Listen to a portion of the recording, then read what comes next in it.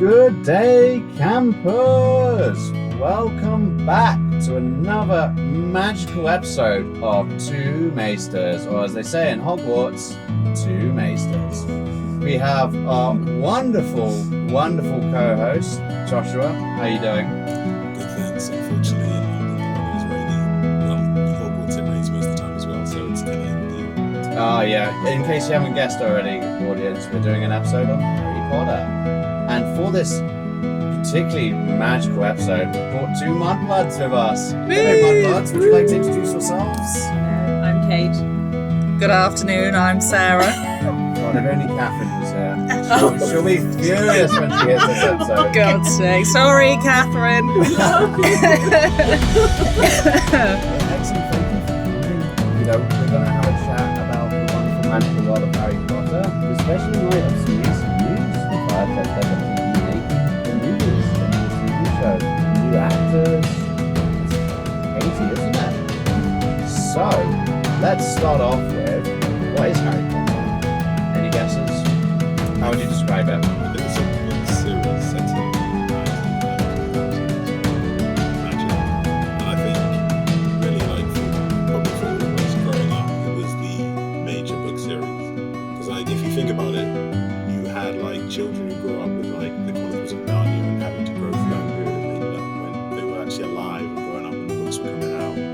Or for those who are around for Lord of the Rings, like, Harry Potter is kind of like Lord of the Rings, like the fact that for many of us it came out when we were still in school. Yeah. The fact that I remember that when the Goblet of Fire came out, literally everyone rushed after school to the closest Waterstone to line up in a queue just to get that thick book of Goblet of Fire from the fourth book.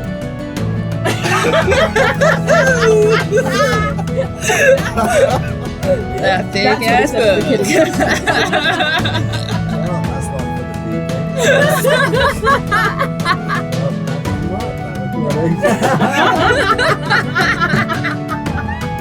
Oh no, which one was it that didn't work? No! That was Do any of iconic. them work? Okay. Oh no, but that's less iconic. Oh, I'm sorry. We'll have to just get you to do it every couple of seconds. Yeah, I'm the button. Should we That's my- do that? Just in case, that way we don't have to beat that one out.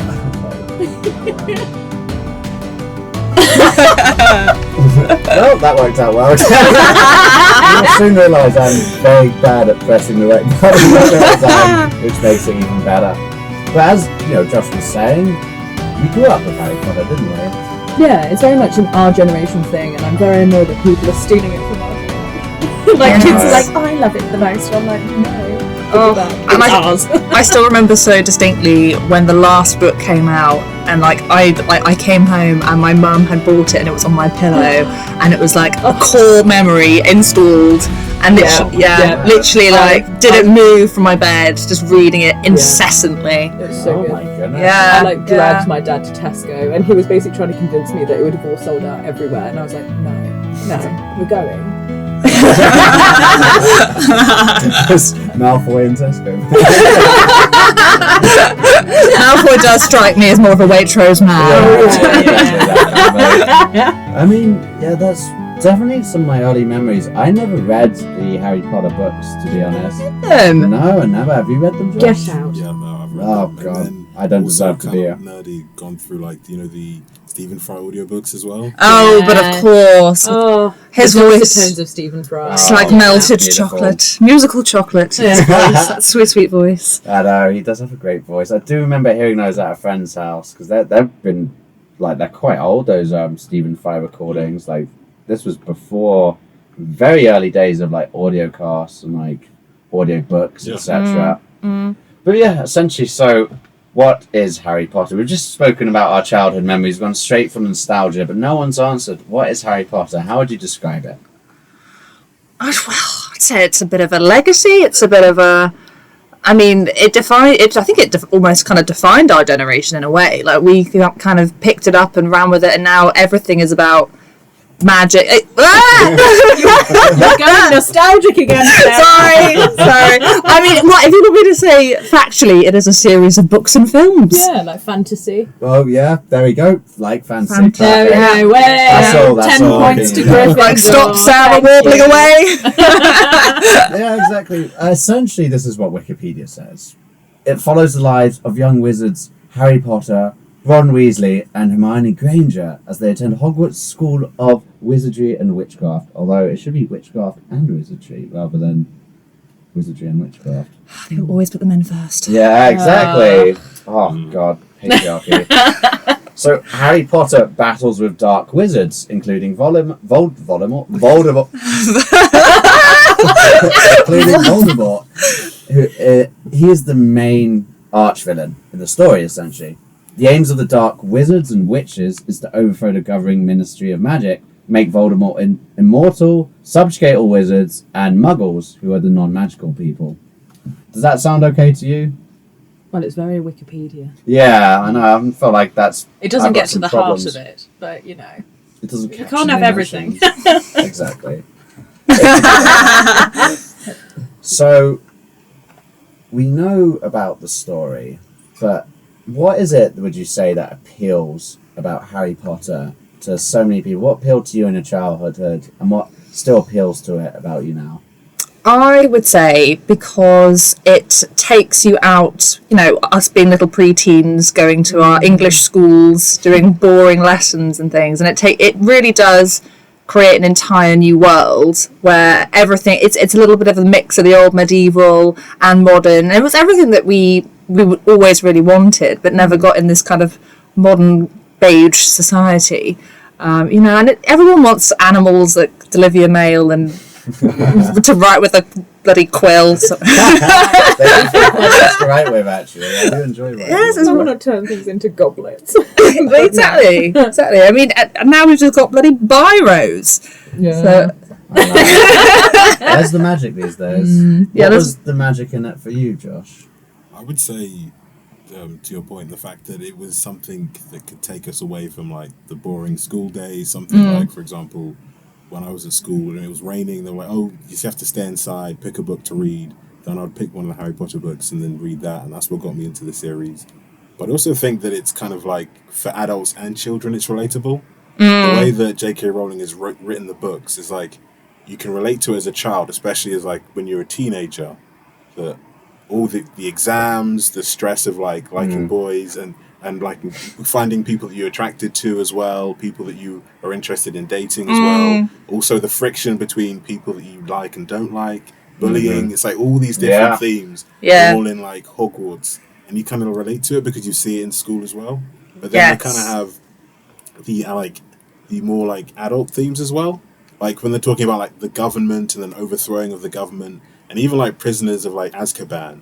Like that could seem as been more of like a mature element of like Harry Potter, so that's something that the adults can also understand as well. So I think like you can basically say it is for like all ages, and the fact that all ages can actually kind of relate to it, like how like useless like the Ministry of Magic is, and you just look at the government now and you're like, well, almost exactly the same thing. This is not a political podcast. What we need is a dark wizard to overthrow the British government of the United Kingdom. I mean, Cornelius Fudge, Boris Johnson. Well, it does sound like a magical name. It does. Boris Johnson, Cornelius Fudge. I've got to admit, it's like the sort of naming conventions and style of Harry Potter that I really like. It has that sort of ye olde England feel, even though it's set in like the 90s, early noughties. Just, okay, my impressions from the movie, so forgive me. But you know, they've got that flying magical car. It's a really old, crusty car. You see King's Cross Station, but it's a very old architectural structure.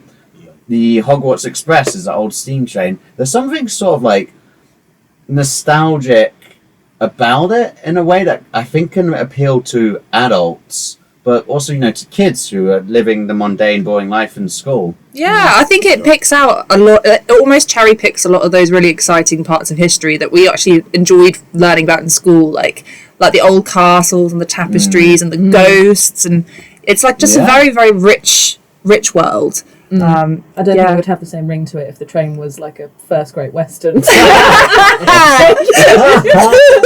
a fancy they get stuck in Sudbury for half an hour. Sorry, you can't go to school. Train strikes, man. Train strikes. Everyone can't get a seat on it. That's true. I used to work actually in the Waitrose in King's Cross Station, like the little Waitrose. Good old days. But platform 9 3/4 was right next to it, which is literally not even on the platforms. It's just where the Harry Potter store is in King's Cross. There's literally just a brick wall.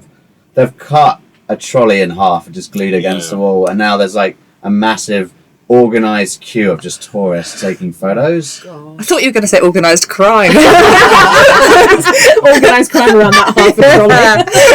I mean, there's a lot of vulnerable tourists in the area. So. I mean, to be honest, I think like Harry Potter's brought so much to the UK in terms of tourism. You go to Scotland, what do you see in every town? Like a little Harry Potter shop. Do you? Yeah, and wasn't it during COVID where everyone was obsessed with going to oh god, is it like a viaduct or something, like the train? Yeah, the train bridge, like everyone, and it got like it became a real problem because people weren't supposed to be out, but everyone was like, oh, do you know, let's do a trip to Scotland to see that bridge. that old bridge.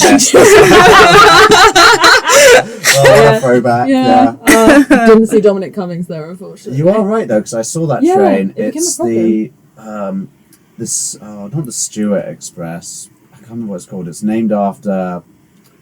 Oh, well, this is definitely not a history podcast, but I have seen that train, and they have a little gift shop on that train that sells chocolate frogs and stuff like that. So you can it really looks nothing like the inside of the train in Harry Potter. I will say, like, the toilets are so crusty and I suppose, was there a scene in the movies where they talk about the toilets on the Hogwarts Express? No, I don't believe so. Well, there's probably a good reason for it.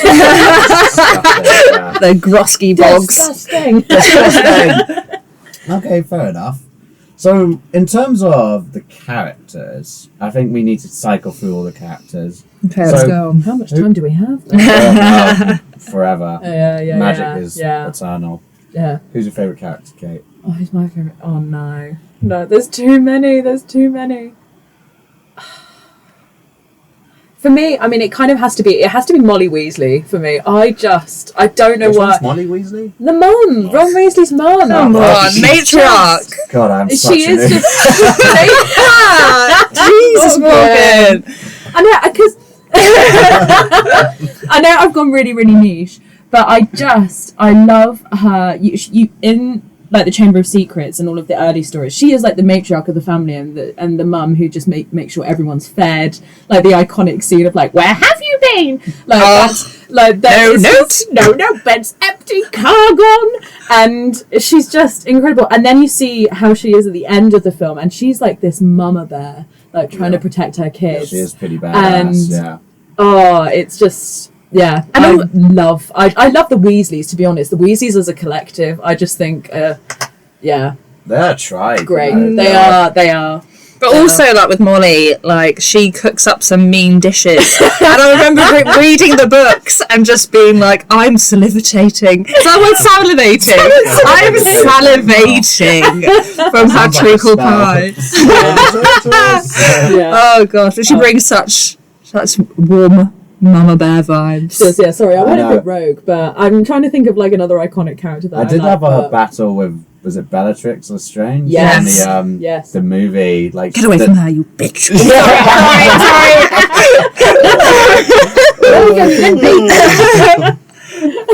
Well, I can't believe you said My that on the bad. show. First swear word of the show. Oh dear! Get away from her, you. But yeah, that was quite iconic. I do remember that moment. We watched because in my school see, this is it. So much nostalgia. I keep bringing back my memories. Who gives a crap about my memories? But in school, they took us to go see, I think, the Deathly Hallows Part 2, and like there must have been Deathly Hallows Part 2. And when we all went to school, we were like 16 maybe, or maybe younger, and like, oh no, was it primary school? I think it was primary school. Sorry, so we must have been like 10 or 11. And when they said the B word, we were like, ooh, let's turn around to all our teachers. Yeah, like you took us to a movie and they said the B word. Ooh. But I do think that Ron Weasley started easing us in as preteens into swear world culture with bloody hell. Yes. Yes. Bloody hell. The softest Yeah. swear words. Is he your favourite character? Oh, I do have quite a few. I mean, I do love Ron. I'm just thinking of what comes to mind. I love his Ron, gusto when he eats a chicken drumstick, and that is quite messy, he is. I remember there's a bit where he holds both drummies with both hands, and that is a gusto. Yeah, it's a gusto that I love to bring to my KFC Streetwise snack box. That's pretty badass. I love how you don't love him for his heroic qualities. It's just the way he devours a chicken But I think drumstick. that's very Ron though. Ron goes in sizes first, you know. He's pretty badass like that, Ron yeah. and the chicken drumstick. But I would say I'm also a big fan of Lucius Malfoy. Ooh. I think great actor. he's very bad at, like, you know, Jason Isaacs, amazing actor as you say, but also it's just a glorious wig that he doth sport. You even and dyed your hair. I did go full Lucius You back did. in the day. It looked really good, actually. I think it was my hottest vibe. So we all need to be a bit more Lucius. digressing here. Yeah. Fine, a bit of I gal was love. literally going to talk about the Targaryens there. So. I wonder, yeah. Yes, but I think he also does bring that rather sexy daddy energy, and I think you know that there is definitely some sort of sexy dungeon in Malfoy Manor with a whole wall dedicated to luxury canes. If you're listening. Oh God. And you know, I bet he switches his wigs out in the boudoir for sure. I think he's got many a wig selection. I mean, I'm sure if you search the internet, there's plenty of material like that. But let's keep it. This is this is very much Lucius Malfoy's thirst material. I mean, actually, he was, I think, the hottest character in the Harry Potter series, in the movies at least, other than maybe the Whomping Willow. Ooh, They didn't call it the Whomping Willow for no reason. Crumbs. What was your favourite character, Josh? I would have to say for me was like Snape, just because like, the perfect Yeah. character arc for him. Perfect, yes. Like the fact that he's always loved like Harry Potter's mother and was upset that he then married and dated his father. And then you kind of, when you find that out, you think, is he jealous? Does he really hate Harry Potter? Is this the reason why? But then when it then comes around to the Half-Blood Prince, when he then kills Dumbledore, you then think, oh, this bastard, how can he just kill him? But then you then think to yourself, wait, no. Didn't Dumbledore say that he was also dying? You then find out, the Dumbledore is dying, so technically all he did was kill him before he actually went through excruciating pain. Because wasn't it like he had like That weird It thing was, on his curse hand. that was solely killing him, yes. And then the fact that Draco Malfoy was supposed to kill like Dumbledore throughout the whole of the Half-Blood Prince, and then Snape steps in and does it for him, and then at first you're like, how could you do it? But then you realise he's actually saving two people. It's He's saving saving Malfoy from becoming a murderer, and is also saving Dumbledore from the curse that he has to go through. And like, if you then hop to like the Deathly Hallows, if the reason like Voldemort wanted Malfoy to kill Dumbledore was then he would then kill Malfoy, so then he could have the, what's the wand called again? Elder Wand. The Elder Wand. So that's the main reason he wanted Draco Malfoy to do it. And the fact that he took his place, so literally he saved Harry, he saved Draco Malfoy, he saved Dumbledore, and in the end was a good guy throughout, and like went undercover within that whole plot just on Dumbledore's orders, and like how much you've hated that guy from like the first like 6 books to find out that he actually did it for a reson and actually had a heart and actually liked Harry. I don't know. Quite old ways. Yeah, but I'm going to put Snape on trial though because she's devil's advocate. Yeah, but come on. I mean, especially in the books though, Snape is an absolute bellend. I mean, especially the way that he treats Neville in particular. I remember there is that scene where he needlessly attempts to poison Trevor the Frog. And there's just no, it is absolute bullying, and he is appalling to Harry, who I know is incredibly, I can imagine why he wouldn't like him. He's got a lot of backstory, a lot of reason, a lot of history there. Yeah. But at the same time, this is a 13-year-old child, who's he's basically doing his SATs. No, it's and I don't Probably his owls or something. How much of that is that him putting on his cover of I'm an evil man? I think he enjoys it though. He definitely gets something out of it. Like you can see in the books, like you can tell that he's smiling and he's laughing with the Slytherins and he is a Slytherin like through and through. Like he got put by the Sorting Hat as a Slytherin, so there is I think a dark side to him, but then again I think he shows that nobody's perfect either. Like you can't be even Gryffindors, they're known for their nobility, their courage, and they still have flaws. And why can't a Slytherin also have nobility and courage, and everyone just focuses on their flaws? Well, I guess in a different way, because he's a cold man, but he's so noble and courageous. I mean, he's made the ultimate sacrifice by basically pretending to be the villain so he can be a double agent. And, I think the films put him in a more what's the word? Positive light. Yeah. I mean, you're definitely not wrong. He did make massive sacrifices, and there is definitely an argument that it may have been a bit of a front, but especially in the books, I think he is quite unpleasant, and I think people do kind of ignore that with him holding Lily in the films and always and.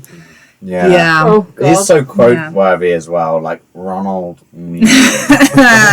I still just say that randomly when I'm just really hungover and tired. Just because you wake up in the morning. Yeah. Ronald Weasley. It is iconic. It is. Yeah. We haven't even spoken about Harry Potter pals. The YouTube video.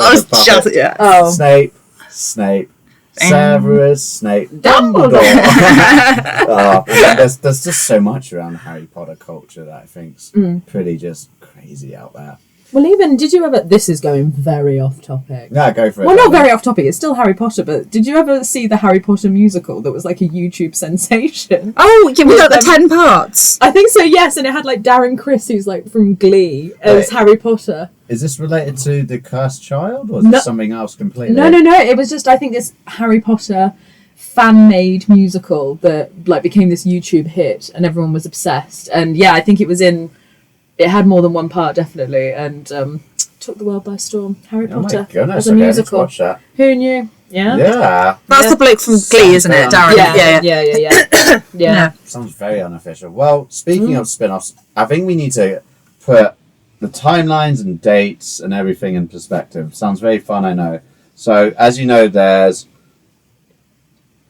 7 books in the book series. I'm going to try and say them all and the date they were released in one breath.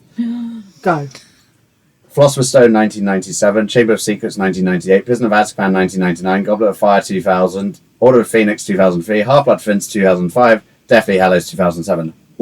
I think you took a breath in that. Yeah, there was a breath. Okay, who is looking at this podcast? The breath police. I don't need no magic.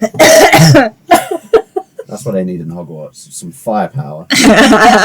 So yeah, that's the books. And then the movies. Philosopher's Stone 2001. Chamber of Secrets 2002. Prisoner of Azkaban 2004. Goblet of Fire 2005.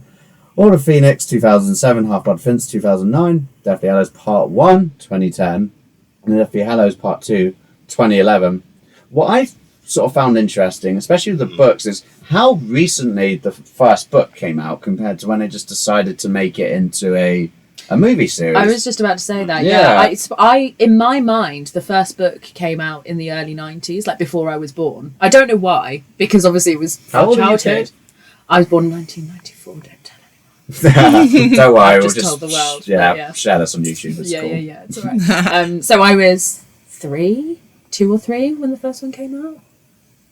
Yeah. Yeah, you must have been. But I don't know why. I was just convinced it was like 1990.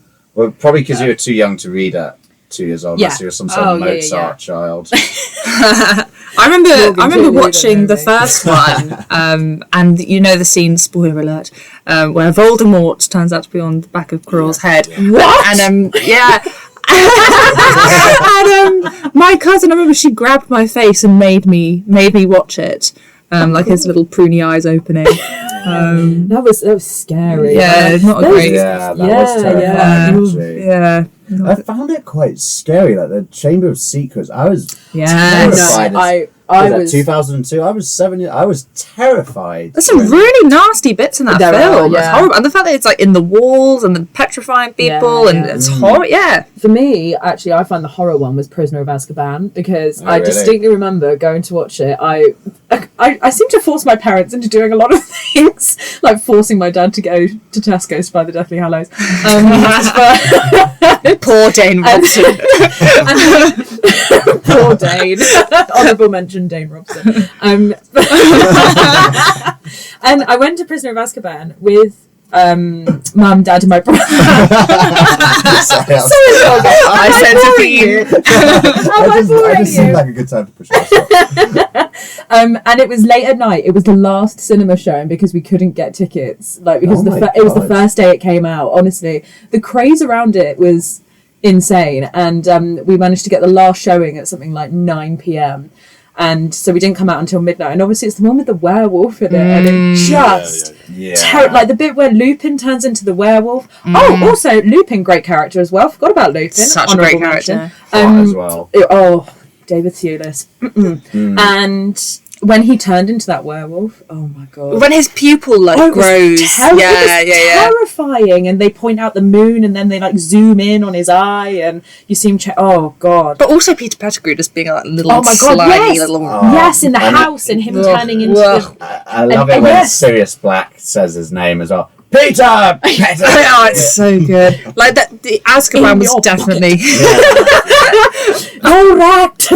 Especially when you like see the picture of him in the newspaper and he's like raving mad as well. Yes. As when you're young, you're like, what on earth is this? Oh, I know, Honestly. that's why I think, to be honest, I think my favourite Harry Potter, like, I never read books, but my favourite movie was Goblet of Fire, just because it was so cool. It's such a dark twist in the series, even though, to be honest, Chamber of Secrets was pretty dark. But Prisoner of Azkaban was so cool because you spent the whole time thinking Sirius Black is the bad guy, he's painted as the bad guy, and it just turns out he's actually one of the good guys, and like the werewolf in it is actually one of the good guys as well. It's just he's cursed, and sort of an interesting theme of evil isn't always what it seems. Yeah. You know? I think like as well with the third one and the fourth as well, especially in the books. Like, I think out of all of the books, those are definitely my two favourites because I think they are so complex, and like in the books, like the whole plot behind how Pettigrew gets there and like how Black got out of prison, it's just so well done. And like exactly as you say, like the characters are really complex and rich, and like there's so much back history, like with the friends when they were at school, but also like I think the third one, because that's the only one directed by Alfonso Cuarón, isn't it? Yeah. And I just think the feel of that film, like the music, like Buckwheat's Flight, like the soundtrack, Yeah. and like John Williams really upped his game with that soundtrack. Honestly, Yeah. it was. good. You've got. I find. I'm sorry, I'm interrupting you, but like I find that the films are kind of split up into segments. Like you've got the first two almost paired together, and then you've got the third and the fourth one where it really just Gets dark, changes. doesn't That's it? where it all Yes, flips. the first two feel Really like flips. Christmas. Yeah, I think. Yeah. They feel like Christmas movies, something Yes, for yeah. the whole family to enjoy. Yeah. But then, like as you both said, like the third and fourth film is like we're now taking it to a darker direction. Yeah. Yeah. It's a Yeah. complete change in tone. And I think one thing that surprised me was that it wasn't like until like 2010 people were like, oh, you know, they changed Dumbledore because the original one passed away. So the third film has Michael Gambon in it. Yeah. Yeah. He's not the original one. I was like, wait, no, Michael Gambon's in the other ones as well. Like, no. No. They actually bring him in the third film, and then when you watch again, you actually realise it. But He brings other such a people different don't. energy. He does. It's more serious, and I think he takes on the vibe of the change that the film does take in the third and fourth one. Yeah, it does, and this is something the filmmakers actually they deliberately did it happened, but Chris Columbus, who I think was one of the directors, Yeah. He said that directed the first two. we realised that these movies would get progressively darker. Again, we didn't know how dark, but we realised that as the kids get older, the movies get a little edgier and darker, and that's exactly what we see. Like, I think a real like litmus point or turning point was in Goblet of Fire when God, I can only remember the actor's name. Robert Pattinson's character, when yes, Robert Pattinson dies. Cedric.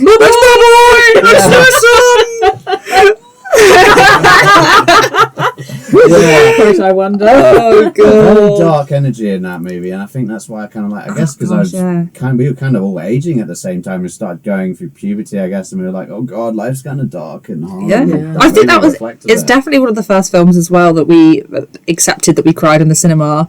Like, you know, at that age where we hadn't really started openly showing too much emotion yet, and then Amos Diggory breaks down, and the dam doth burst. I have to say, I watched a really funny video this morning where it was talking about the level of acting from... Yes, I saw the same thing! The level of acting from the guy playing Amos Diggory and, and then Daniel Radcliffe. And you've got Amos going like, "My boy, he's dead." I mean, I do it... Oh, God, I don't do it justice at all. I almost make it comical. No, you do it quite well. It's actually pretty good. Trust me, you're very good at the long notes. I can see the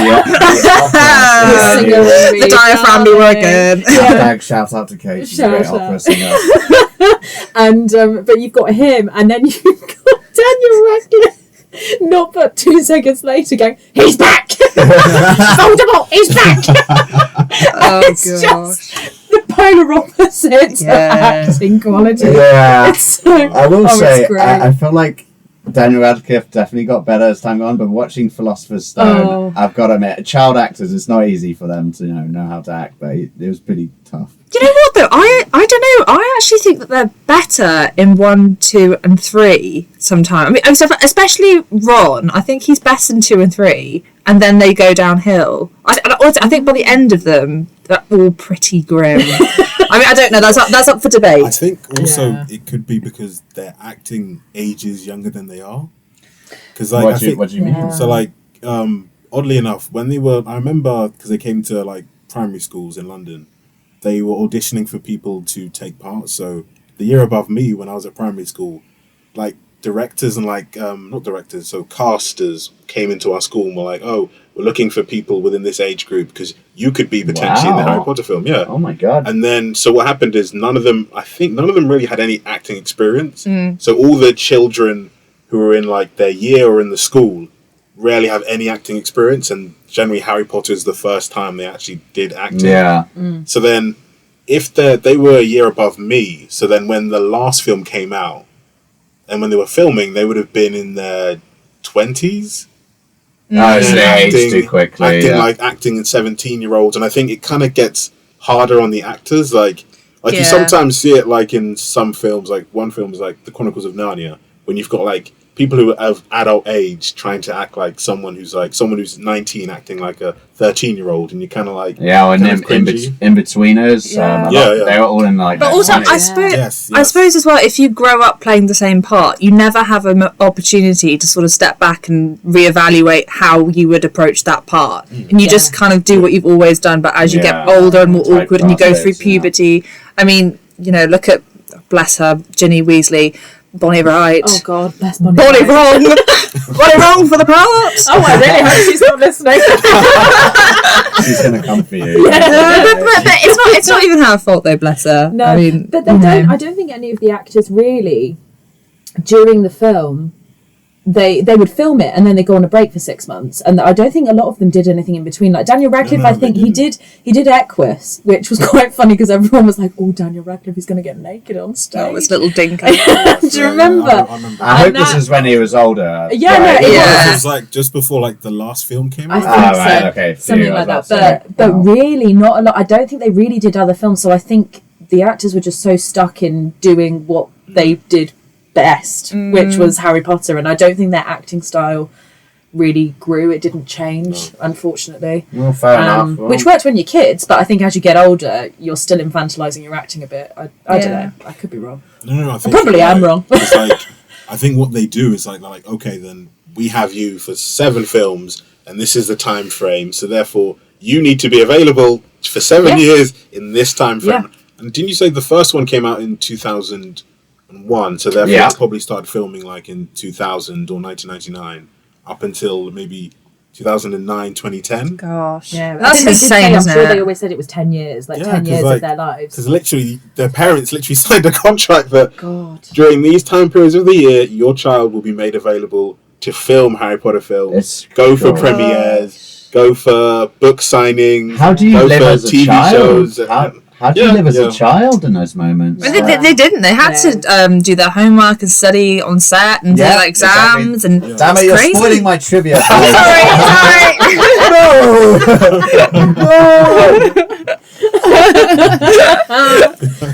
If only I had a wand, Avada Kedavra you right now. But Where's the that's button, okay. Morgan? Where's the Don't button? worry, I have plenty of trivia lined up. Oh gosh. Sarah's now dead. Sarah's gone. That's why, again, this is why I find it fascinating, because, for a lot of these series we talked about, Dune, Game of Thrones, etc., the authors have written these books like many years before they've been adapted for TV and film, but J.K. Rowling wrote Philosopher's Stone. It published it in 1997, then Chamber of Secrets published in 1998. Movies must have been like almost instantly said, okay, let's put a movie about this. And I guess it stands testimony because as of 2023, the books have sold over 600 million books worldwide, making it the best-selling book series in history, ever. Which I find hard to believe because there must be some ancient books, like people still read Plato's Republic, and it's been like thousands of years. Yeah, the Bible. That's not a series. It's because I think what they're saying is like a series. Yeah. So the Bible's not a series, neither is the Quran or the Torah. Well, it depends on how you look at it. Yeah, I mean, The Psalms. there's different texts within, so is it not a series? A saga. But yeah, I guess maybe as a deliberate fictional series, you could say that it's the most best-selling. So it's Narnia before that, maybe. Or Lord of the Rings. Maybe. Probably one of those two. But then I think now that there's more access to like books, and then let's not forget Kindle as well. Yeah. Do they count like audiobooks with it as well? Because then there's a huge audiobook audience who've only listened to the audiobooks by Stephen Fry. Oof, God, you guys are picking out my figures, Don't ask me where I got them from. Morgan's getting sweaty. I really need to start referencing my research. Oh my God. But just to put it in perspective as well, the last book in the series, Deathly Hallows, sold 2.7 million copies in the UK and 8.3 million copies in the USA in the first 24 hours. Well, Dane Robson in Tesco's is one of them. Forced by his daughter. I really want to see that. Just your dad in Tesco, just Malfoy seeing him pick up a book and side-eyeing him.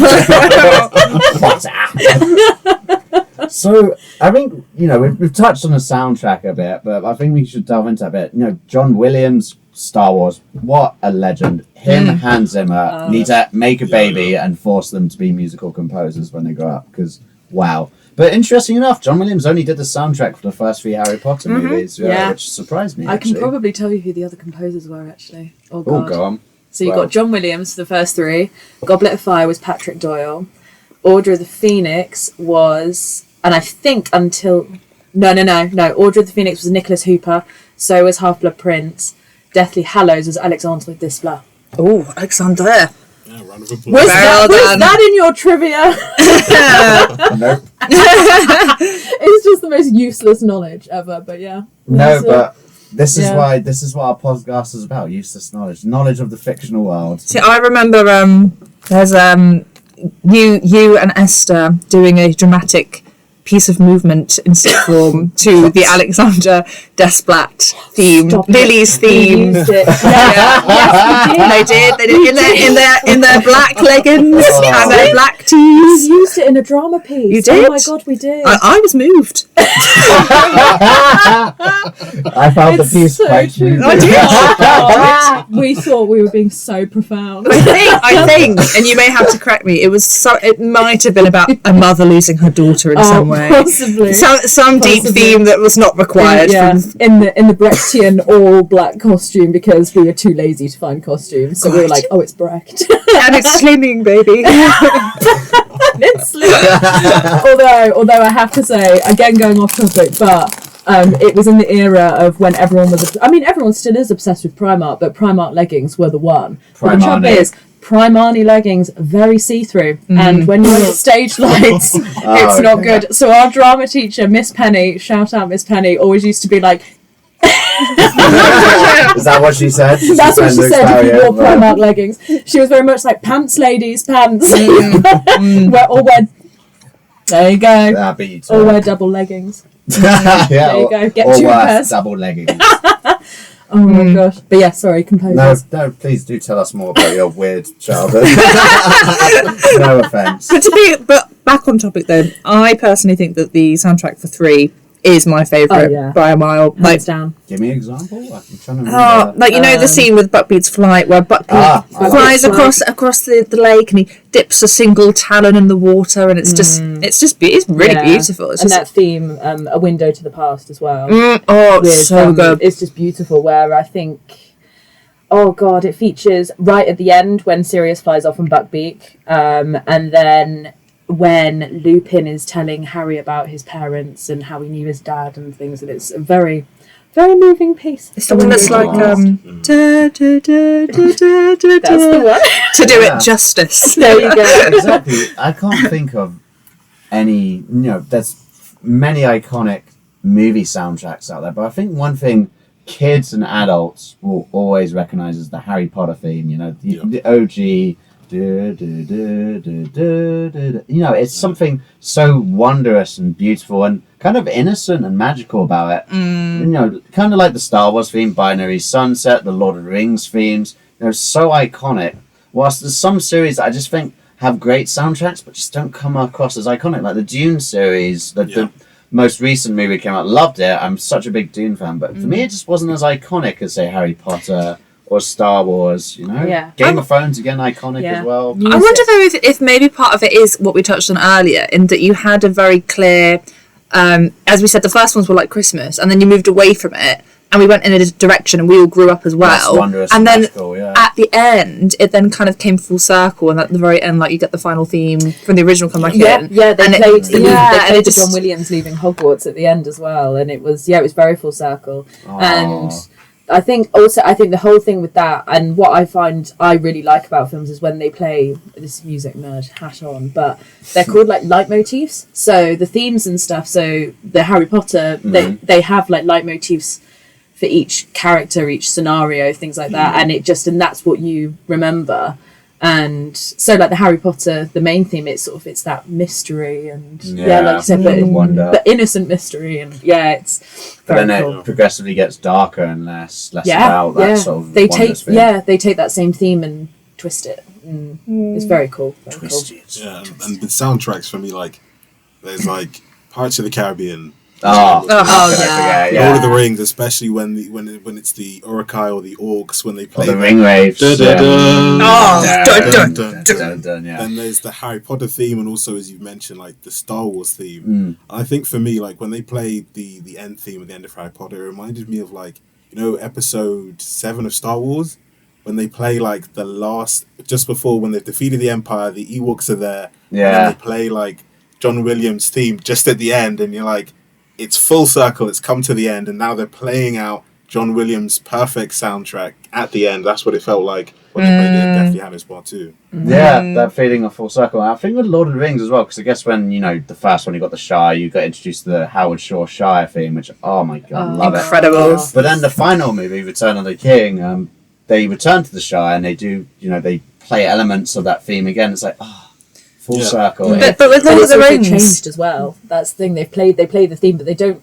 I think they might they kind of return to it, but they don't fully return to it because it's changed. They've gone back to it, but also they've grown. Everything's changed. So Howard Shore didn't make the music one film at a time. He made them all together at the exact same time. So normally obviously you do a film, then you wait for the next film to be written or whatnot, but he didn't. He did it all as one whole symphony in a way, which is why it's so well blended, and how it's all so subtle, and those, as you say, Kate, those tiny little leitmotifs that kind of play all the way through, which I think is why it feels so perfect. I know. I keep saying I'm in London. God, we're really detracting here, but I'm such a soundtrack nerd. In London they keep doing like you can pay to go see like orchestras just do like all the big movie soundtracks in one night. I know that the Royal Albert Hall does it. I have to go. They're doing Morgan, have you forgotten you've already invited us to this? I'm so one of those people that just finds things, say, guys, we should go to this, and then I wait for someone else to organise it. No, but seriously, they're doing a proms on it. So, you know, like BBC proms, like that classical music festival. So, but they're doing a proms on it, and it's called something about fantasy and something I can't, mystery and fantasy or something, and it's got all of like Harry Potter, Lord of the Rings, so good. I think Star Wars, and they're also and you can go for like £5. Really? £5 tickets in the day. Yeah. Oh, we're doing this. Let's do it. Let's get it in the Two diary. Maesters He's going to forget and invite us again in a week. Who's going to organise it? Muggins. I know who'll organise it. Dane Robson. So I think this kind of leads on, with talking about the soundtracks. It's scene setting, isn't it? I think one of the most fascinating things about Harry Potter is the settings. You've got settings like Hogwarts, Diagon Alley, the Ministry of Magic, the Dark Forest. They're so well done and cool. They all have like such wondrous, but also spooky and interesting elements. Because you guys didn't ask what my favourite character was, I went ahead and said what my favourite setting was. We are terrible people. Yeah.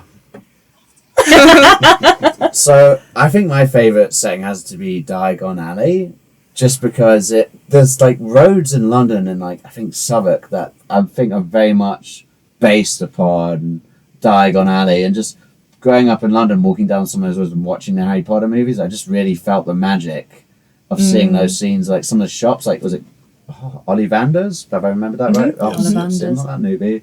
Yeah. Just the way he enters through a pub as well, very British, dingy, sticky seats looking pub, and finds Professor Quirrell, aka. Love it. Really love Diagon Alley. Josh, what was your favourite setting? I'd have to say Hogsmeade. Oh, nice. That's a good So one. Hogsmeade is like the town which is right next to Hogwarts. Oh, with a leaky cauldron. Yes. Yeah. I think because it has like that old Victorian feel to it as well, and I think like I've been playing like there's also a game that's come out recently called Hogwarts. I think Hogwarts Legacy that I've been playing. And I've been able to like go through Hogsmeade, and it just brings back all the old memories of like watching the films and also like reading the books as well. Having a butterbeer. Yes. And I think the fact that you do have the way that it's so well done that it makes you think, oh, this is like a Victorian old town. And also, to your point with the soundtracks, is like when they then play the music with it, then it makes the scene perfect. Yeah, and that's why I think Harry Potter's got such a ye olde England vibe, because even though it is basically in the 21st century with the dawn of smartphones, the internet, games consoles, you just see ye olde England side of things, like old buses, old stations, old pubs, very much like a style to it. What about you? I kind of agree that Hogsmeade is pretty incredible. Like you can almost, especially in the way it's written, like the stickiness of the butterbeer and like the way that like Honeydukes would smell, and it's all so visceral and like just and immersive. But I also, especially because I used to really enjoy playing the PlayStation games, loved finding the common rooms. And that was always like a really fun part of it for me. And I know I haven't played it, but I've seen the YouTube clips of Hogwarts Legacy when they go into the common rooms, and like they're all like a very specific vibe, and I think that's very cool. Yes. That is cool. By the way, just a quick thing about Hogwarts Legacy, there's already a mod in it where you can change a broomstick into Shrek. Yeah. Thank God for the internet, honestly. Incredible. What would you say is your favourite scene in that? The scene setting, my dad. Oh my gosh. I do declare. 4 Privet Drive. No. It has a charm. It's very keen quality to it. Oh my god. Oh, I'm sticking with my Weasley clan. I really do. I've got a thing for the Weasleys, clearly, but I love. Is it the Barrow? The old Burrow? The Burrow. The Burrow. Yeah. Love it. I just love the sort of the chaos that house is, and if you're an I wish it was explored more in the films as well, because in the books I think it gives such a it's described so richly, and I think there's like little bits that Harry and Ron get up to in the summer that aren't at the Burrow, which aren't shown in the films, and you only really see it. I can't remember. Like throwing gnomes and stuff in the garden. Yes. And you've got the Sarah. not a I know troll. what happened. What is it? The thing in the ceiling, in the attic. It's not a goblin. Why can't I think of it? Not a gnome, not a goblin, not a troll. It's the other one. A troll in the dungeon. A ghoul? No, it is a ghoul, isn't it? Or do they have Is a it a ghoul? poltergeist? Oh no, there is. No, I think it's a ghoul. The ghoul in the attic. And then Everyone knows what's in the Burrow. Trust me, you always. But I'm terrible. Sarah's given good examples. I haven't, but I know that it was explored in the book a lot, and it wasn't really much in the films. I think you saw it in the second, and you saw the inside of the house a lot. But then, as the films got darker, you only really saw it being blown up in, was it Half-Blood Prince that it got blown up. not Burst on the car crash. and then in Deathly Hallows, like they're just in the living room and it's all dank and dark and not really dingy. It lost it didn't, because obviously the films were so dark. The Burrow was just not really colourful and vibrant anymore. It was very sad. That's why you should pay for insulation, you know. If you were an estate agent, how much would you value the Burrow? Oh God. In pounds sterling, please. Pound sterling. What, based on the current housing market? And what zone you're in. Yeah, what if it's in London? If it's in London, they're probably paying like 1.5 million for that. Yeah, they're millionaires. They're actually all poor. Yeah, that's it. That was in Hampstead. Yeah, exactly. Hampstead does have some Harry Potter bills as well. But I mean, if it was like in Manchester or Liverpool, it would probably be like 150k. Yeah, Not even that. That's a bargain, isn't it? There you go, yeah. It's got several stories, to be fair, but then the structural integrity is very, and it's definitely got woodworms. Yeah, but as they say in definitely. Cash in the Attic or Houses Under the Hammer, you know, it's good, but it just needs work. You know? It needs a lick of paint. Also, surely if, you know, in magical world, they prepare these feasts just using magic and everything, and they assume Hogwarts cleans itself using magic. Why don't they just repair their house using magic? I don't understand. That is a Yeah. good point. That's a good point, yeah.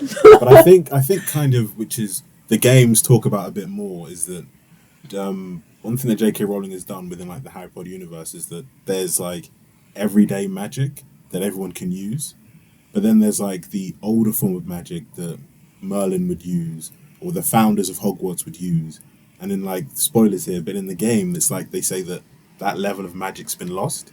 So that's why, because you think about it, like how powerful wizards you see, or people magic users in like Lord of the Rings or in other things, you see like how much power they have, but then within like Harry Potter, they've just got wands. And then you then don't think like Merlin should be like, when you've seen like Merlin in many different things, like you see like how much power he has. He is the most powerful wizard in the world. But then you can't think he's just stuck to just one wand. So then I think they've tried to now elaborate more with the world to say that there was this old form of magic which was used to build Hogwarts, to create the different things that work in Hogwarts, which was then forgotten. Lost, right. And then the modern people are just using magic, which is like everyday type of magic. Because if you think like, because someone was like talking on like Reddit, like if you had Darth Vader, Voldemort, Thanos, and Sauron all in a room together to fight it out, who would die the first? And everyone's like, it would have to be Voldemort. Yeah, it would. That's not fair. Like, you can't be Darth Vader, because he also has to use his wand, so all they have to do is just take his wand from him. Yeah, but then you And just he's bring lost his power. a Desert Eagle 50 caliber and just be like, there you go, and then you're the last one standing. You just really wanted to Phoebus. use that sound, Yeah, didn't you you? That's It's like, it hasn't been used in a while. Thank you. That's so true. It's also, it's like it kind of does in a way reflect how we've grown as a society, as well as how like imagine what humans did years and years and years ago, and then now we're just lazy. We have phones to do everything for us. We have technology. Yeah. Well, that's right. It also, you know, there are a lot of bizarre kind of plot holes with the magic. You know, they're able to transform parts of their appearance at will and do all these kind of, like, you know, to make things disappear, and yet they have to move through a fire to say hello when they could just drop a text? I know that earlier I was saying about the nostalgia of using a quill rather than a biro, but you don't really want to use a quill. You're gonna get ink all over your hands. Yeah, that's very true. Also, like I love like just thinking about this thing. So like Voldemort has these Horcruxes. He puts parts of his soul in these Horcruxes, and therefore you can't just kill him by shooting him with a Desert Eagle .5 caliber. But you have to kill each Horcrux to get to him. If you had to put your Horcrux, if you had a couple of Horcruxes, what objects would you put them in? I'd put it in a pebble and chuck it in the sea. Exactly, yeah. That's it. Why would he put one of his Horcruxes in a very suspicious, evil cave where it's like, of course a villain would put in this cave, you know? Well, it's narcissist behaviour. All animals to like give it to, like a snake. Like, couldn't he have tried of like a pony? No, like a dragon, like potentially, like with the powers that he has, maybe like give it to a dragon, and then at least they'd have to kill the dragon, but it's still Nagini, which is just a snake. Or what if it was like a puppy that's a puppy forever? Because like then Harry Potter literally had to kill a puppy. And no one would want to kill a puppy, so literally they'd have to decide like, are we actually going to do this? Yeah, man, I'd happily kill a snake, man. I hate snakes. Yeah. I think it's his narcissism though, isn't it? He was an Icarus. He flew close. He flew too close. He flew too close to the sun. There we go. What, Potter? No, Voldemort. Like it was his total narcissism that made him think, oh, do you know what? No one's going to come searching for it in a locket. Oh my God, we haven't even spoken about Voldemort's laugh as well. Harry Potter's dead. And the most awkward hug of all time. Awkwardly stuffs his wand up his neck. When it came out, it was never picked up upon. Like, do you remember? This is again going off topic, but do you remember ever seeing? You boys probably didn't because it wasn't really your vibe. But how dare you? I know. I'm assuming. But Angus Songs and Perfect Snuff. You missed out. Do you remember going to the cinema to watch it? And in the cinema, in that scene where she's crying and she does that. And everyone laughed. Everyone in the cinema laughed. However, when we went to see Harry Potter, Deathly Hallows Part 2, no one laughed at Voldemort's laugh. No one picked up on the awkward hug. Wow. It's only really recent. I mean, that's happened. Me and my friends definitely picked up on that. We're going on buses and like, maybe it as we left the bus, maybe it wasn't my level of humour, it was the Angus Thong's perfect snogging lip quiver. That was it. What has happened? David Tennant's character, is it? Oh my God, the lick. He does that. He touches Harry Potter's like, this blood runs through the Dark Lord. Just the way that. What is that? So who drinks stuff like that? Sommelier or something? It's got lots of. And also awkward things as well, like Voldemort and Goblet of Fire. I can finally touch you. Oh God! I can touch you. Weird, underage. Yeah, taken out of context. That is not the one. God, Voldemort, so cancel worthy, isn't it? Everyone cancelling Voldemort now. Sorry. So. We haven't spoken about. Well, I really didn't move that in there smoothly. I was just we haven't spoken about. So we haven't spoken about spin-offs for Harry Potter. Yeah, we have touched on the famous YouTube series, which are news to my ears. I don't know about that. And Puppet Pals, obviously. Of course. Oh yes, of course. Yeah, my bad. The foundations of modern society. I mean, to be fair, I've got to admit, you've grown up in school in Britain when you just literally someone go Leviosa. Everyone in the room goes Strawberry. Oh God. So spin-offs, The Cursed Child, which is a theatrical play you can see in London at the moment. Have any of you guys seen it? I have. I saw it. What are your thoughts on that? I was so desperate to get tickets when it came out, and I think it took 4 rounds of tickets being released for me to finally go see it, and I was right at the back for £36, and it was very restricted view, but it was very good, theatrically wise. The set, the props, the magic that they brought to the stage was out of this world. The story though, What is the relation of the story to? It's a sequel. It's okay. Harry, Hermione, and Ron are older. They've got kids of their own, and then oh god, this is now my knowledge isn't going to help me here, but I think somehow Voldemort comes back, but I can't remember how. Spoiler. But it's the plot was a bit. Oh, it was something to do with Bellatrix. Oh, that was it. Got it. Sorry, spoilers. This is actual spoilers It's okay. now. We Can don't I care spoil about it? we don't care about spoilers on Nah. the show. Basically, Bellatrix and Voldemort had a love child. Yeah. Wow. Yeah. and just even that, like the thought of Voldemort being He doesn't feel human he's not a sexual emotion. human being at all. So that was just nah. And Well, I hang think on. Everyone is entitled. But technically, he wasn't human anymore. But he wasn't, at that no. level. And I think and it I was think conceived. Yeah. Sorry, go. Oh no, sorry, no. Was it It was conceived out of wedlock? That's what you got to say. No date without the ring. But they conceived, it sounds like but it was conceived I think during his Renaissance. Why am I going old English here? I don't know. His But Renaissance. his, like when he was brought back, I'm sure it was conceived then. Well, I'd hope so. 'Cause, I mean, you can't really conceive children when you don't exist. Well, no, I know. Sorry, that's That is very true. true. I hate to break it to you, Kate. When a man and a woman love each other very When much. a man loves a woman. But yeah, and so they conceived this child. I can't remember what the child's name was, but then the child somehow brings Voldemort back for one final showdown Oh my against the goodness. kids and Harry and Ron and Hermione and all of that. And theatrically it was great. Plot wise, meh. Bit I thin. did hear Bit one thin. thing that Harry Potter's son falls for. Was it Malfoy's daughter or something, or like Voldemort's daughter? I don't know. Yes. No, so Harry Potter, I don't think there's a love story, but Harry Potter's son and Draco Malfoy's son become best friends. And that was quite sweet. That was one of the sweetest parts of the play, basically, was seeing their relationship and how different it was from Harry and fathers, and Draco.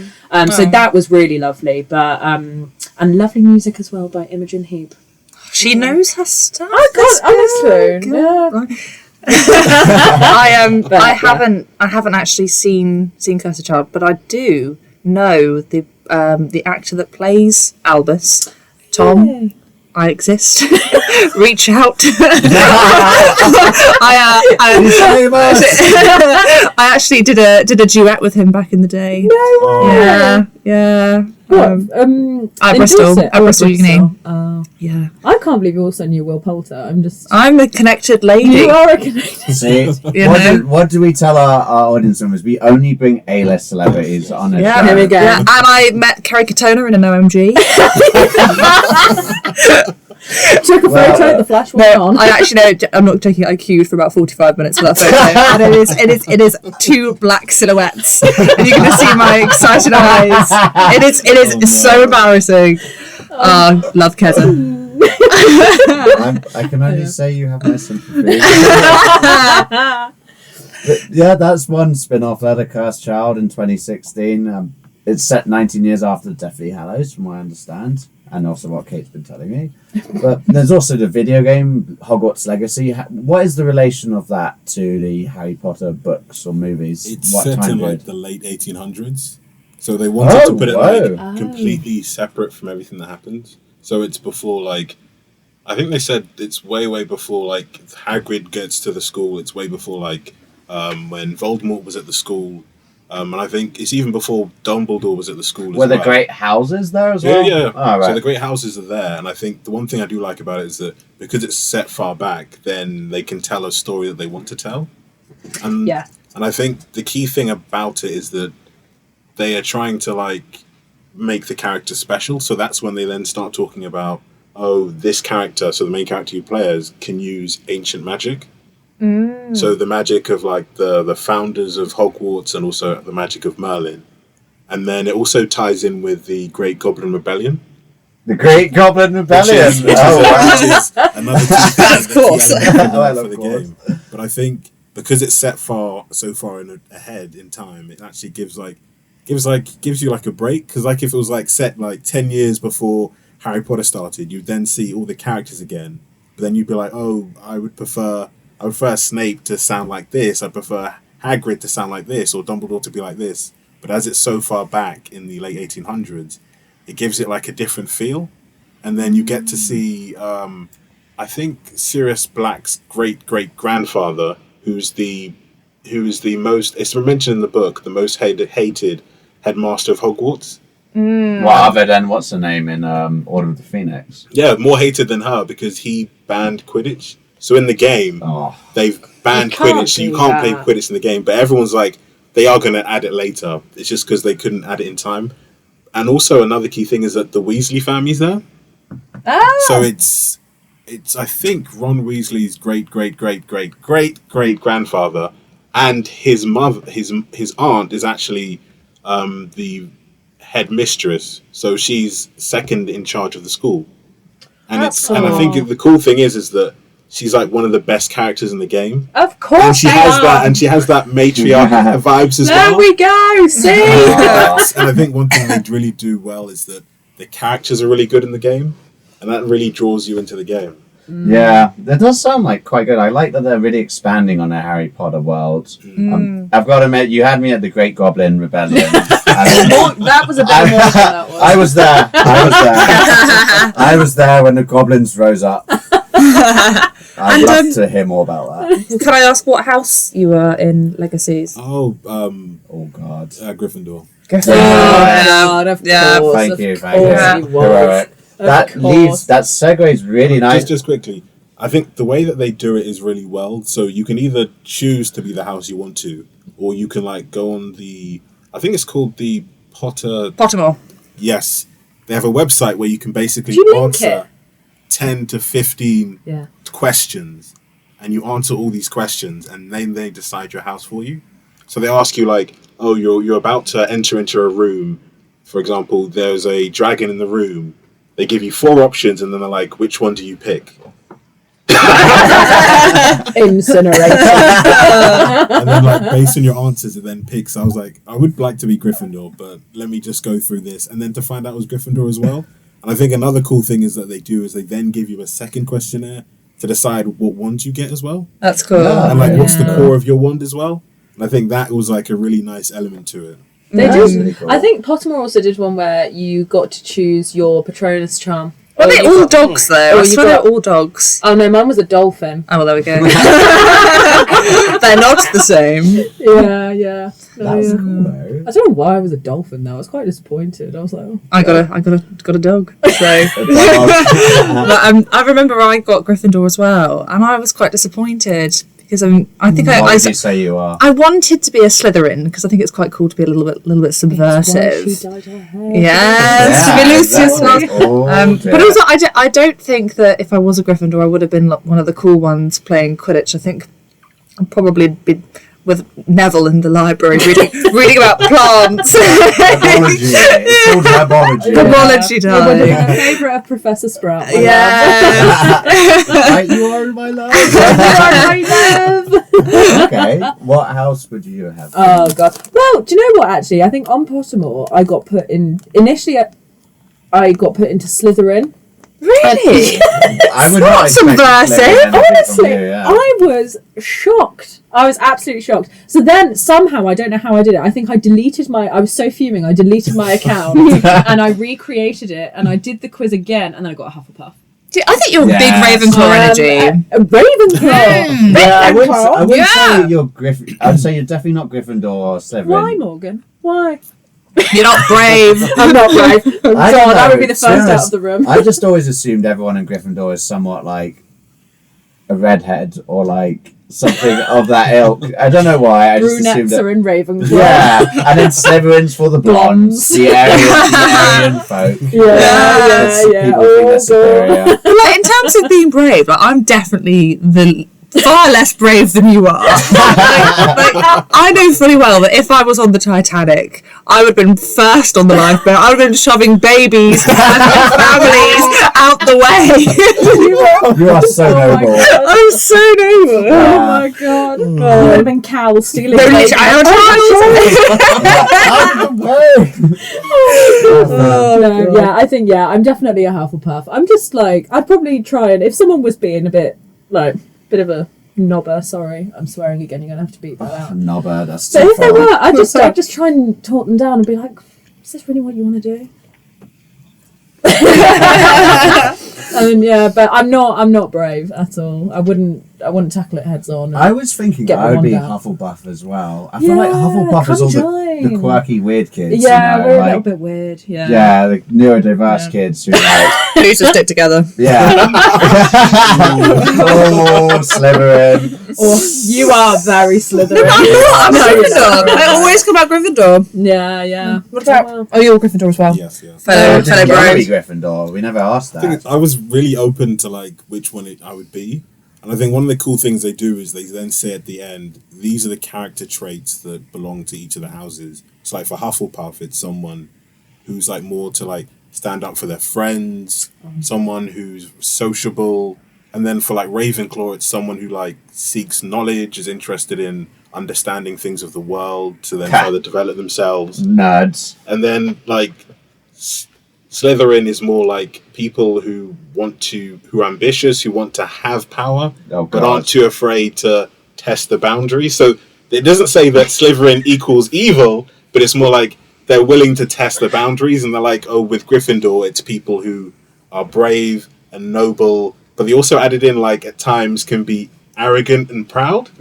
So they kind of like put in like these are the good things and also the bad things that Downsides. can for each of the different houses, which was also nice because everyone's like, oh, if you're Slytherin, you're evil. If you're Hufflepuff, you're Yeah. boring. And It's if not you're clear cut. Ravenclaw, you're a nerd who's interested in books. Yeah, it's not as Yeah. clear cut 'cause it's just like how Snape. It wasn't as clear cut that Snape was a bad guy. It's not as Yeah. clear cut that the werewolves are bad guys. It's not as clear cut that Sirius Black was a bad guy. I kind of like that about Harry Potter. It's not as Snape clear was cut. a divergent. Yes. And that's why I think the line between like Gryffindor and Slytherin was so blurred a lot of the time as well. Like, well, who is it? Oh, when for God's sake, when Harry was like not Slytherin, and because the hat was going to put him into Slytherin, and he was like, oh, okay, I'll put you into Gryffindor, but actually, was he a Slytherin at heart? You just don't. Yeah. The sort of the line between Gryffindor and Slytherin was very, very blurred. That's But then very Dumbledore easy. says, doesn't he? He's like, it's about the choices you make, or whatever the line Yeah. is. Yeah. That define No, who you it's are. Yeah, That was in a that very Goblet of good Fire. I feel like that. Like Sure. Dumbledore comes to Harry in his bedroom dorms and tells him that. Goblet of Fire is also that iconic quote. Oh, I know What's the name of the Goblet of Fire? Yeah, I know, and I love it when he calls Dumbledore out Harry says calmly. Potter. Yeah. When he calls out Harry Potter, he's like, I think he's Irish, maybe. He like goes, Harry Potter. Harry Potter. Harry Potter. I just love how they directly compare the book and the film, that segment where it's like, Dumbledore said calmly.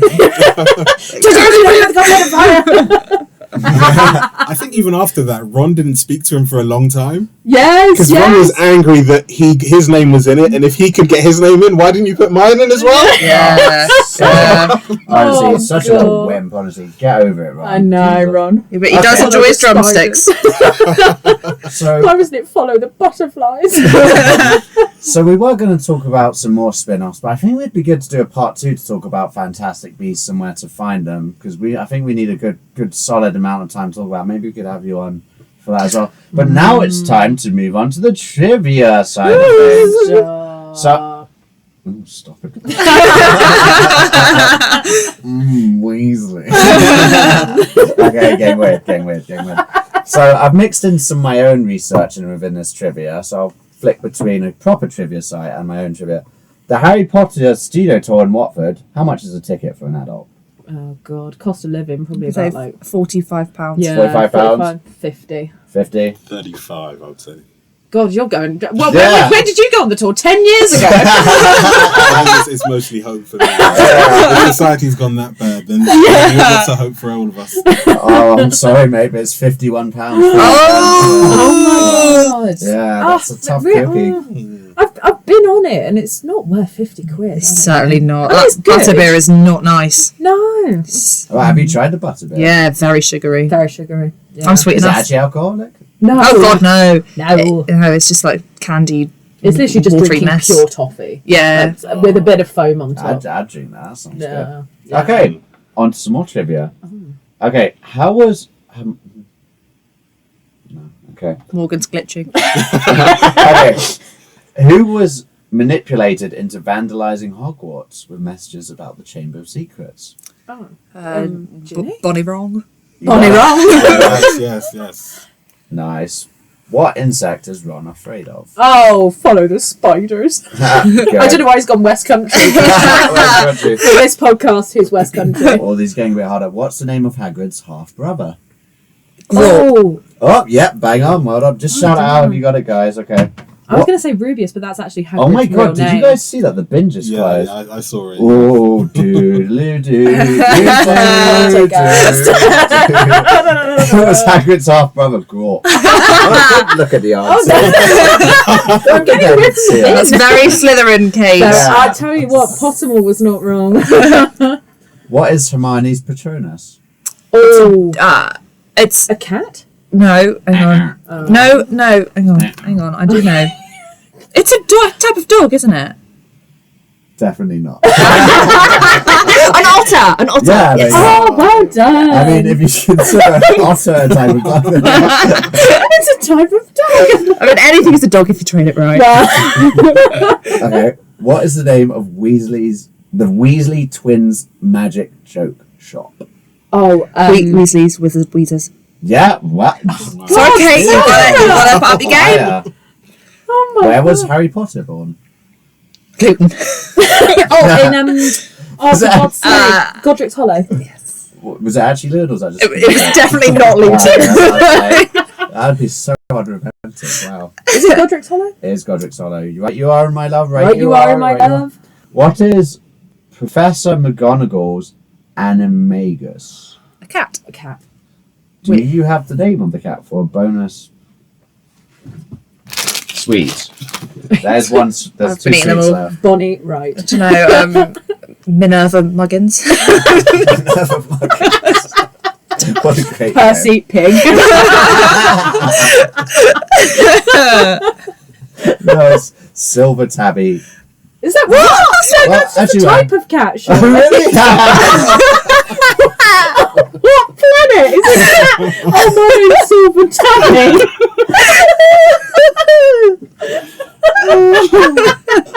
It seems the Quizmaster has been Okay. What is the name of the Gryffindor ghost? Nearly had his neck. Yes. Nice. Oh. God, these two are like on fire. Let's Josh. get- I was thinking about I got Godric's Hollow, thank you. And £50. £50 to Gryffindor. What type of creature is Fluffy? Oh, three-headed dog. Yeah, bingo. That's a pretty easy question. Come on, everyone can recognise What's Fluffy's name? Three-headed dog. that. Who is Harry's godfather? Oh, Sirius. I killed Sirius Black. Oh, That's God. quite. Oh, Tragic. shout out to Helena Bonham Carter as well, actually. What an incredible Sexy woman. portrayal. Yeah. Very. It was, yeah. We're gonna play Hot or Not in a minute. After Oh, this as well. yes. Ooh, Morgan, this is fun. Yes. What is Voldemort's real name? Oh, Tom Marvolo Riddle. Yeah. Tom. Bingo. For some reason, I had Fred in my head. What? Fred again. Fred again. that famous music producer. Yeah. That's why he's doing so well. Voldemort again. Yeah. Fair. Well done. I think it's safe to say that obviously Kate and Sarah were the winners, but I think Sarah came out on top there. She did. I'll have to give it to you. If you. there was who composed all of the Harry Potter films, Yeah, I I would have mean, gotten that, but Morgan, I know no. because I knew you answered those already, so Yeah, you can't do yeah. that trivia. Alas. Alas, oh no, my notes have gone. Oh no, found them. Phew. I'm ready for Hot or Not. Professional. That's next. Well, yeah, let's do Hot or Not, and I'll give you a bit more trivia. Oh, there's more. There's more trivia. Let's do Hot or Not. Okay. Sandwich. Love it. Okay. Hagrid, Hot or Not? No. Not. Really? Sorry, he's Uncle Energy. Yeah, but he seems good with DIY, no? No, I feel like he's got a lot of food in his No. beard. Yeah. He's one of those you would like. He'd drink a beer, and then the beer foam would get stuck in the beard, and then his Yeah. beard would be forever stinking of beer. And crusty soup. Okay, Yeah. young Voldemort when he was... Oh, hot. Hot. Not hot. the youth, not the child one, but the one after, The yeah. teenage. Yeah, teenage. Well, well, assumed, yeah. Okay. Yeah, hot. He's a bad boy. Bad boy energy. He's a little bit evil. Yeah. Cedric Diggory. Oh, hot. Okay. Just quick point there. I think for Cedric Diggory, I think Superman, the guy who's in Witcher, what's his name again? Henry Cavill. Henry Cavill auditioned to be Cedric Diggory. Really? Oh my But then god. lost it. To And I think Robert also, Pattinson. do any of you know Charlie Cox as well? Yeah. He went for Cedric Diggory as well. Is that the guy I who plays also think- Daredevil? Yeah, he's oh, in wow. Daredevil. Yeah. And I think Charlie Cox or Henry Cavill also went for Edward Cullen from Twilight and also lost it to him again. Oh my god! Yeah, so, and I think my brother was telling me, I think the three of them lived together as well at one point. Yes, I did know that. I did Yeah. know that. And just the fact that three of them have played like American superheroes. What a house. I know. Because there was one there that didn't get as many parts, and he was talking about how difficult it was. I can't I remember. think it who was Charlie Cox. Yeah. Because like he was in the film, what's it called again? Stardust. Yes, he was. He was in Stardust, and then I remember having he was in an interview, and he's like, "Yeah, like so many roles that have been stolen by Robert Pattinson that I should have been." But then he actually made a hit of himself when he went to America to do like Daredevil, and was then in like the recent Spider-Man film. Yeah. Oh, wow, I did not notice. And I think also there's a whole sketch, isn't there, on Jack Whitehall losing out to Robert Pattinson. I'm pretty sure like Jack Whitehall does. Jack White. Like I know. Such a goofy But Cedric like Diggory. back in the early days, before Jack Whitehall was like I don't know goof. the next James Corden, his whole skit was about how he would lose out to Robert Pattinson on loads of things. I'm pretty sure. I mean, yeah, I Fair totally enough, understand that. Yeah. Team I Edward, mean, am so- I right? You Robert being friends with Pattinson. me, Kate. I mean, this is Oh. lots of knockbacks for you know. Shots down. fired. Yeah. Smoking hot. Okay. Nothing hot or not. Some bit of trivia that I found absolutely ridiculous. So I did say this to you guys earlier. Rupert Grint and Emma Watson, Ron Weasley and Hermione Granger stated in an interview that they both had casts made of their buttocks called bum casts, which were used to make the bicycle-like seats mounted on the broomsticks in order to make them more comfortable to ride. I quite like one of those. Yeah. God. You've heard of it? Well, no, I was thinking like quite that. I get a very sore coccyx when I cycle for too long. Do you often ride brooms? Wait, No. Well, I rarely ride anything.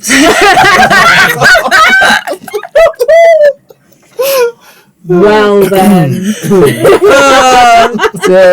That was a very good stand-up. But what I was going to say is I can see the benefit of having a nice little mould.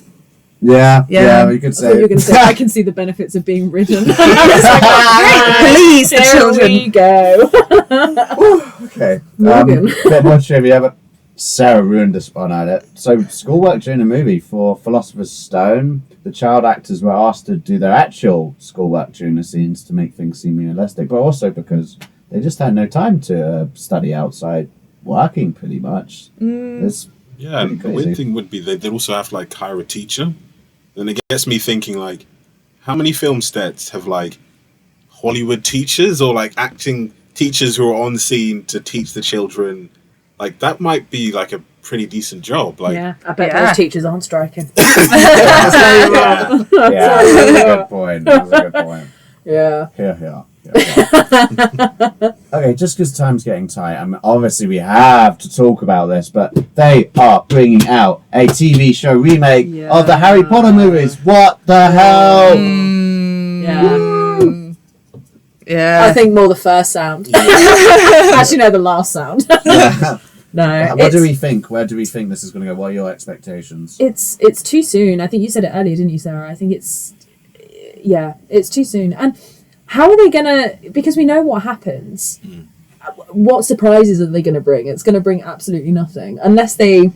The only thing I thought about earlier actually about this is if maybe they keep the actor playing Voldemort a complete secret until they reveal him at the end of the I think first they should. I series would or love it if something. Ralph Fiennes plays Voldemort again, because to be honest, he was a great Voldemort. He I mean, was, yeah. yeah, and I just don't know how they're gonna. It's just gonna be.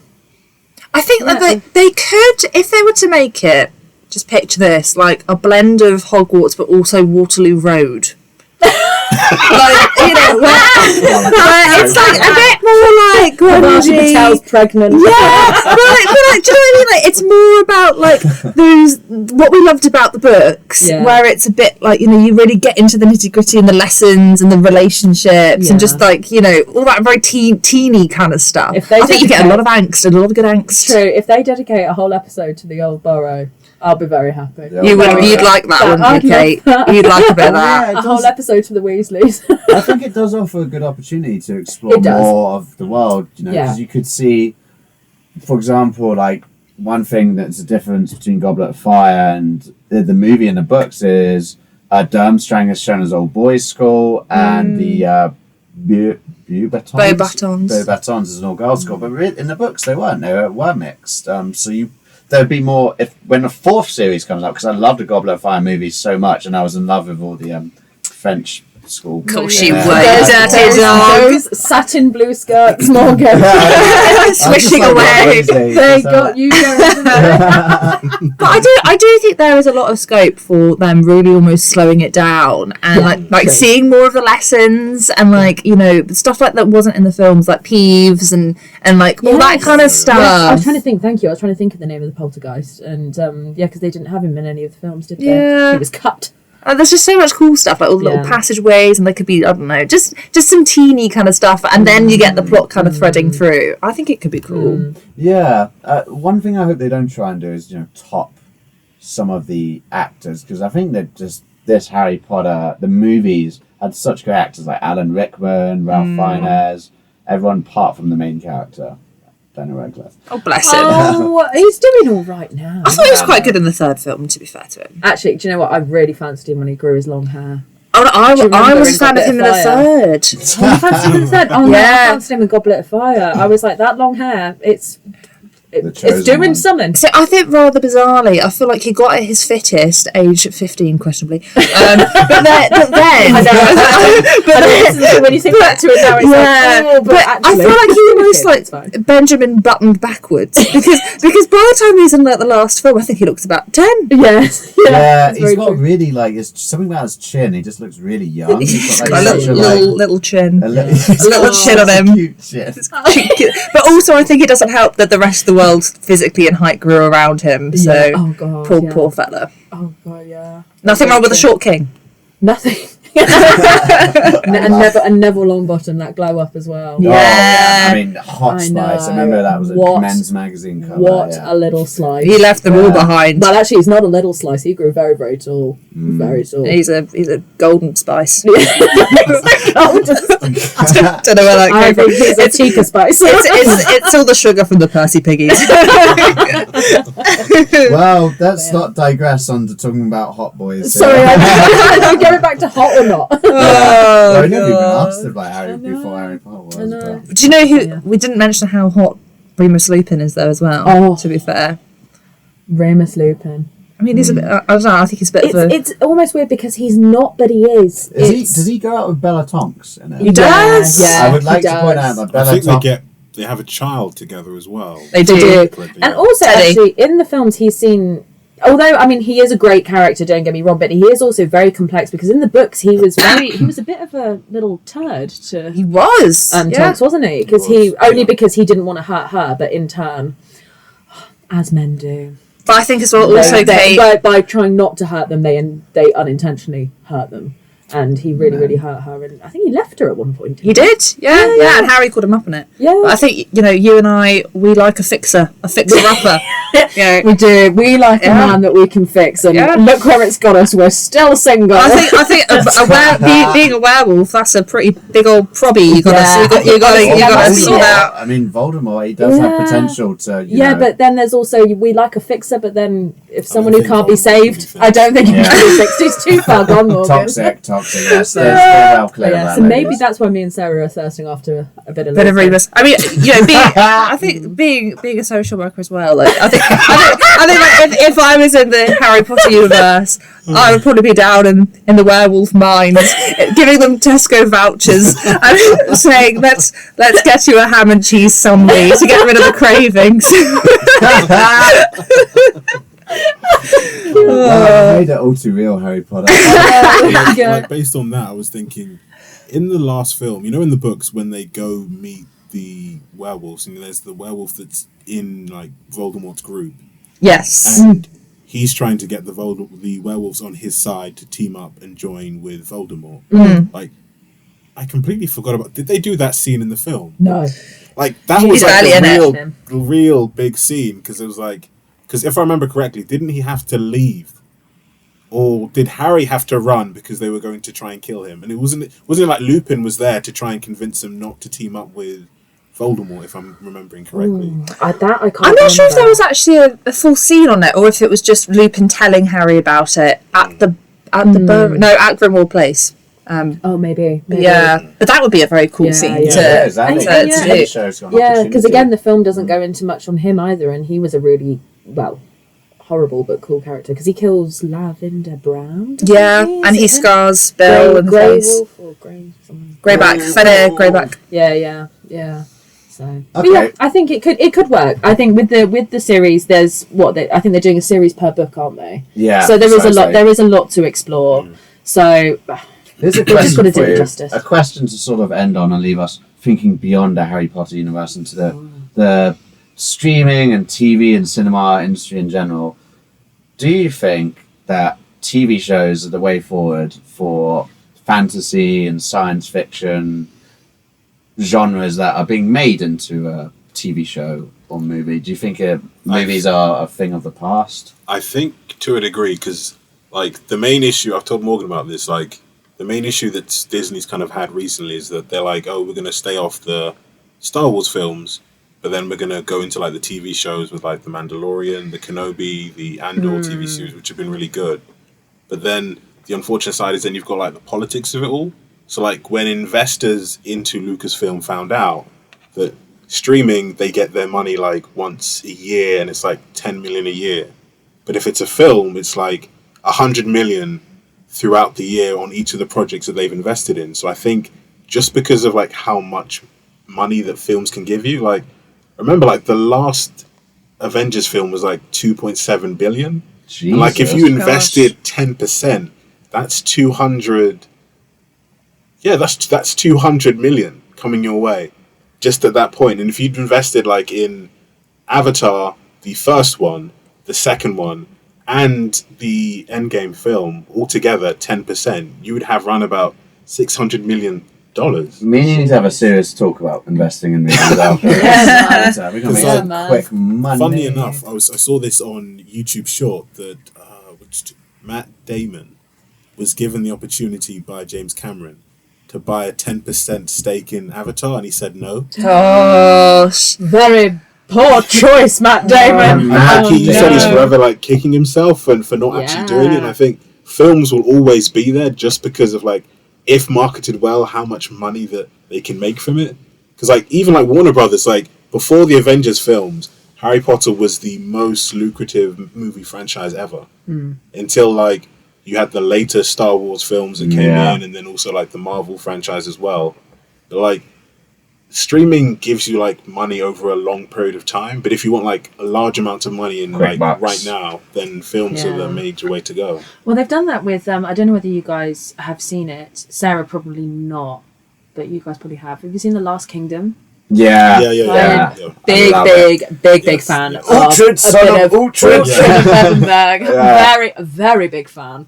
I bet. In more ways than Damn. oh my god, that man. Sarah, he is very much See about me. Woodsmoke man. He'll put up a shelf for me. We won't go into the details of Woodsmoke man, but basically Woodsmoke man is Sarah's type. But yeah, they made series of that. I think it was like BBC to start with, then it went to Netflix, and then they finished it off with a film. But then put it on Netflix, which I don't understand why. I don't know how that happened. Like with the series, they do series, and then they were like, "Oh, we're going to finish it off with a film," but then they put it on a streaming site anyway. So I was very confused by that, but I don't know the ins and outs of series and how they work. Just something I was thinking about though, because it seems that TV show adaptations are the way forward. You can expand universes more. So linking this back to Harry Potter, there's more opportunity there to really explore more of the universe, see more of the characters. But hopefully they won't try and like top some of the performances that were in the movies. Yeah, I think you just have to keep them and appreciate them as two very separate beasts, really. And as you say, like television programs offer so much more scope and complexity, and you can really dig into the juicy stuff that you don't get the opportunity in film. But then films are standalones. You know, they have their own beautiful quality, and the films I think always will, and there will always be so much, as we said, nostalgia and memory, and it's just part of our childhood, and you're never going to get that again. Maybe you'll give something new to a different generation, but I really want them to do. I really want them to explore further the like Lily, James, Severus era. When they were in Hogwarts. I don't know why no one's kind of What it was that done that. 70s, 80s? Probably, like, yeah. They could 80s. put a good soundtrack to that of just like the just Depeche all your Mode and 70s disco. yeah. Lily and James were like babies. Yeah. Like they had Harry basically straight out of school. Yeah. So they would have been 19, 20? Oh my god, that's too young. Too young. Well, actually, if it was the 80s, 70s, I guess that was. It's a different kind time. Yeah. But yeah, I'd love to see a series exploring that, like just an exploration on those characters. And like when they're at school and they go into the Whomping Willow and Lupin's like, all that kind of stuff. Yeah. So cool. If you're listening, if you want a series pitch, I've got one for you. But little Whomping Willow. You know, first after the Whomping Willow. Yeah, literally the things going through my head. I think we'll have to stop the recording so I can tell you that. But anyway, on that note, I think we're going to bring it to the end there, folks. It's been so lovely It's having so much you fun. both on, Kate and Sarah. What a special privilege. Yes, honestly, it's been special. It'd be great to have you two plus Catherine plus Esther, but we need probably one of the biggest studios. You'll also need about 4 hours. Yeah. If we're doing Lord of the Rings, we're going to get into it. Yeah, and you're also going to have to deal with a lot of digressing. Yes, and even more talking over the other. It will be chaos. Sheer chaos. Yeah, exactly. And we never digress on the show, do we? No. Yeah, exactly. But yeah, it's been great. We have plans to do some more genres coming up, more universes. We've done the Rings of Power, but we haven't done the Lord of the Rings, so big potential there. I know you guys got to be there for that.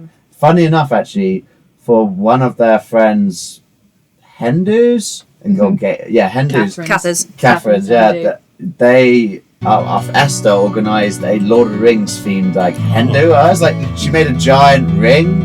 And then she dressed up as an Uruk-hai, and her boyfriend, his outfit was an Uruk-hai, and it literally had a piece of paper on his chest with menu on it saying meats, just meats. Looks like meat back on the menu, boys. So good. It's such a good outfit.